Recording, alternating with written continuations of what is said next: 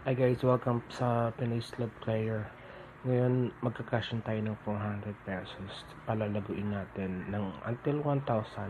Pag umabot tayo ng 1,000, yun, cash out na natin. Hindi tayo dapat maging greedy. Dapat yung mindset natin, it's 1,000 every day. So, imagine every day 1,000 times 30 days, meron kang 30,000. Di ba? Di na masama. Kaya nga lang, hindi nga lang everyday panalo. Pero at least, yung discipline ng paglalaro, andyan. So, kahit pa konti-konti lang, dapat alam natin. Yan. Ayun. Meron tayong 500.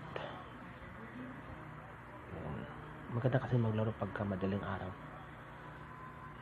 kasi nagbibigay talaga yung out. So yan, automatic nyo lang. Pero pag naubos nyo yung 400 nyo, wag na, stop na. Marami pa namang araw siguro yung araw na yun hindi talaga araw para sa'yo. So 400 lang. Minsan 1,000 nilalagay ko, pero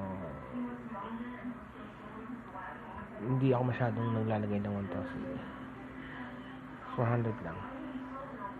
Kasi pag umabot ako ng 400, umabot ako ng 1,000, kinakash out ko na. Kasi imagine 400, tapos panalo ka na ng 600. Hindi na masama nun. Diba? Bukas ulit. Malay mo, pag tumama ng jackpot yung 400 mo, okay na. Di na pagkatalo naman, di naman masakit sa pulsa. Diba? Yan. Gusto ko itong laruin itong Bali. Favorite ko to. Sa mga gustong magpa-member, message nyo lang ako dito sa YouTube. Gawan ko kayo ng account for playing.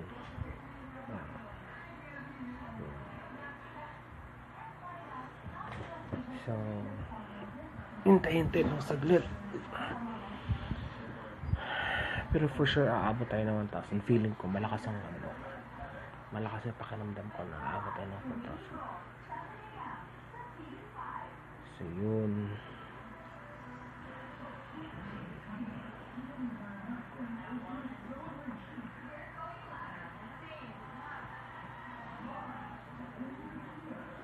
Gusto ko tong scatter dito kasi namimigay talaga. Kaya lang ang hirap magkaroon ng magbigay ng scatter dito.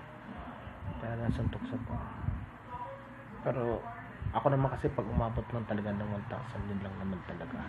Hindi ako naghahangad ng malaki pa. Oo naman, sino hindi naman gusto maghahangad ng malaki, pero chill lang, enjoy lang. Imagine 600 sa isang araw, talo mo pa yung patrabaho sa SM. Ayun. Umabot na tayo, Brad. Okay, that's good. Nako, cash out na. Okay, maraming salamat. Sana don't forget to subscribe and share and message lang ako. Okay, thank you.